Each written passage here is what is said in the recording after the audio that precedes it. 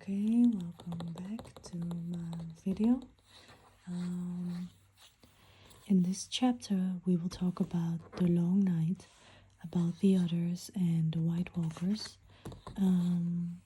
Just to let you guys know, I will try to upload every single Sunday from now on. I know it's a Wednesday right now, but I will try to upload every single Sunday. So we have talked about the children of the forest, about the giants, about the Dawn Age. This is a very cool picture of the wall being made. And now we will talk about the long night. So I will translate from Dutch to English. After the pact was sealed, the first men established their kingdoms, and history tells us that in those days they were troubled only by their own petty fights and wars. Yet, in those same chronicles, we also read of the long night, a winter that lasted for a generation, when children were born, grew to adulthood, and died without ever knowing spring.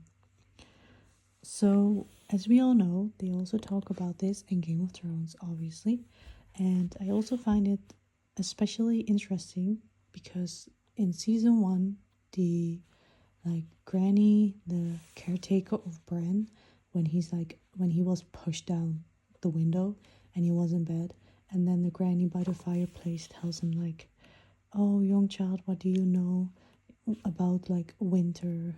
I have known winter where everything was freezing off and stuff. So it was very interesting to read about this and then to see that. Here it is interesting that they talk about Azor Ahai, the prince who was promised, even though, oh, by the way, this nail is a bit more dark because it has hair dye on it, okay? My finger is not dying off. Anyways, they talk about the prince that was promised here, which is also interesting because, in the series, there is a constant fight between, let me know who you guys think is the prince that was promised, or the person that was promised, because it is an actual gender-neutral term. The original High Valyrian term for prince is gender-neutral, meaning it could refer to a prince or a princess.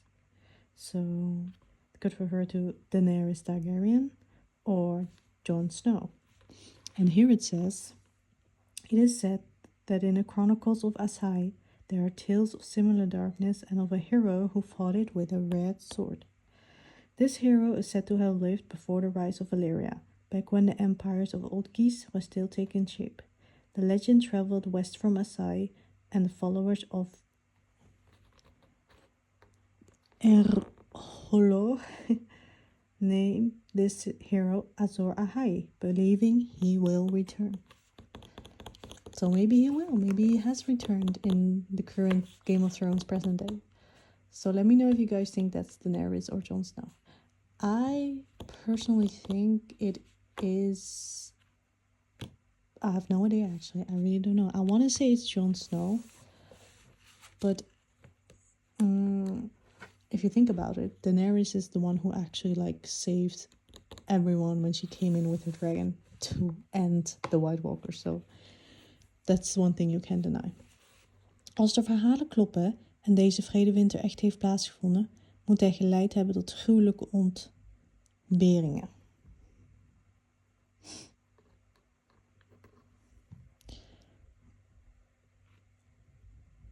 In zware winters is het bij de Noorlingen gebruikelijk dat de oudsten en zwaksten zeggen dat ze op jacht gaan in de wetenschap dat ze nooit zullen terugkeren.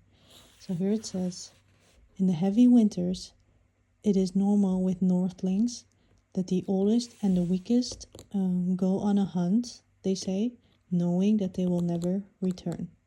So more food remains for the better ones, the stronger ones with bigger surviving chances.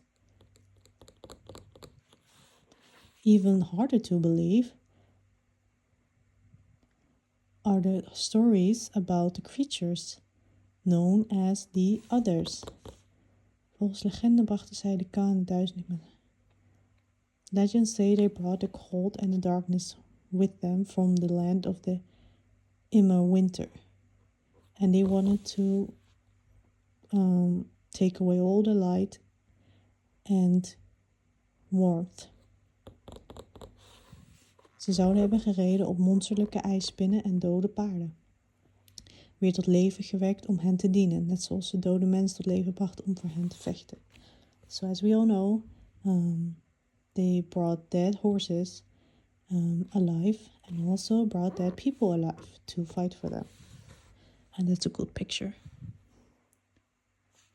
Land of the they came, here it says they must have come from the land of Immo Winter. And we see a bit of that in Game of Thrones. But it would actually be very cool to actually like see that place. You know that icy place that it has? Let me see if I have a picture.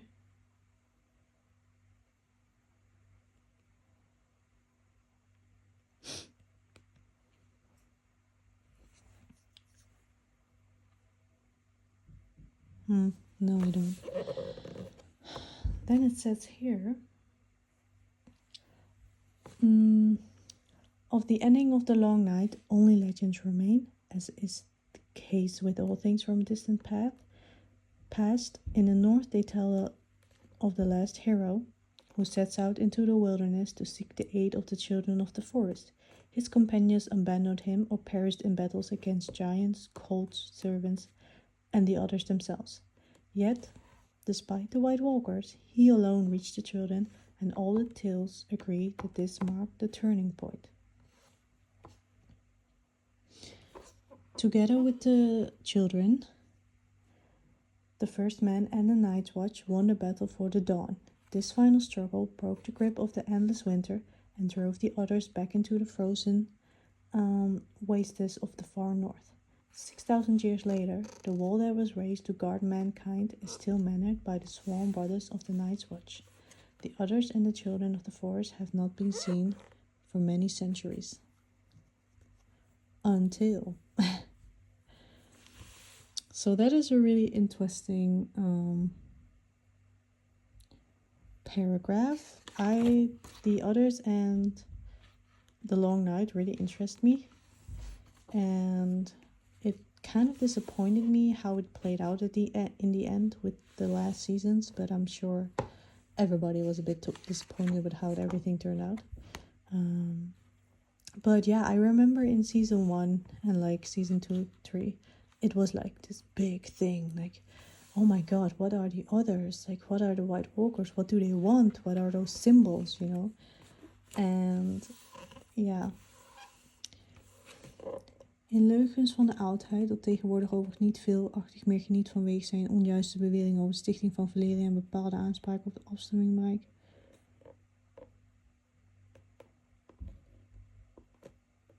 Het feit dat zijn latere verhalen mond zijn geworden, feit vormend aan de wens van nog aan de Starks over zichzelf het half niet heel van de mensen en niet zo mogen winnen gaan. So here they are talking about that somebody does not believe that the wildlings or the Northmen, like, I don't know, actually won that battle. It says here it might just be a story from the Night's Watch and the Starks to make themselves more hero-like. So anyways, here is the